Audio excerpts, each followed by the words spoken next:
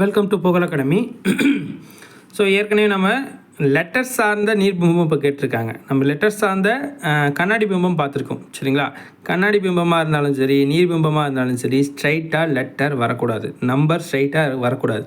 அது வந்துட்டாலே என்ன அர்த்தம்? அது கண்டிப்பாக நீர்பிம்பமாகவும் இருக்காது, கண்டிப்பாக அது கண்ணாடி பிம்பமாகவும் இருக்காது சரிங்களா. ஸோ அப்போ இதனுடைய தண்ணீர் பிம்பம் 75 அப்படிங்கிறது தண்ணீர் பிம்பம் கேட்டிருக்காங்க. ஸோ இதுக்கு எதெல்லாம் வராது அப்படின்னு நம்ம கண்டுபிடிச்சிடலாம். பாருங்கள், இது டைரெக்டாகவே கொடுத்துட்டாங்க. 5, 7ங்கிறது டைரெக்டாக இருக்குது, கண்டிப்பாக இது வராது சரிங்களா.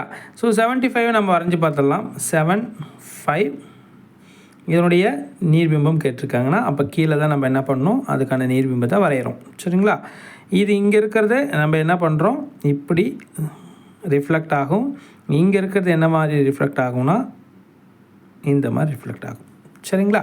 இந்த ஆப்ஷன் எங்கே இருக்குது அப்படின்னு பார்த்தோம்னா எக்ஸாக்டாக சி ஆப்ஷனில் இருக்குது. ஓகே, ஸோ மற்றதில் என்ன இருக்குது, ஏ கண்டிப்பாக வராதுன்னு தெரிஞ்சு போச்சு. அப்போ பிலையும் சிலையும் டிலையும் என்ன கொடுத்துருக்காங்க அப்படின்னா இடவள மாற்றம் கொடுத்துருக்காங்க சரிங்களா. இதுலேயும் 5 பாருங்கள் டைரெக்டாக வந்துருச்சு, இது கண்டிப்பாக வராது. இதில் 5 மட்டும்தான் நம்ம நீர்பிம்பத்தில் கொடுத்துருக்காங்க. 7 என்ன பண்ணியிருக்காங்கன்னா இடவள மாற்றத்தில் வரைஞ்சிருக்காங்க, அதாவது கண்ணாடி பிம்பத்தில் வர மாதிரி 7 வரைஞ்சிருக்காங்க. ஸோ இதுவும் வராது. இதெல்லாம் வராது அப்படின்னா கண்டிப்பாக என்ன ஆன்சர் தான் வரும், ஷி ஆப்ஷன் தான் வரும் சரிங்களா. இந்த வீடியோ பிடிச்சிருந்தா லைக் பண்ணுங்கள், மறக்காமல் சப்ஸ்கிரைப் பண்ணுங்கள். உங்கள் ஃப்ரெண்ட்ஸுக்கும் இதை நீங்கள் ஷேர் பண்ணி விடலாம். நிறையா இன்னும் ஒரு 2-3 வீடியோஸ் நீர்பிம்பம் சார்ந்து வந்துடும். ஸோ என்எம்எம்எஸ்க்கு இது கண்டிப்பாக ரொம்ப ரொம்ப முக்கியம். மறக்காமல் தொடர்ந்து வீடியோக்களை பாருங்கள். Thank you so much.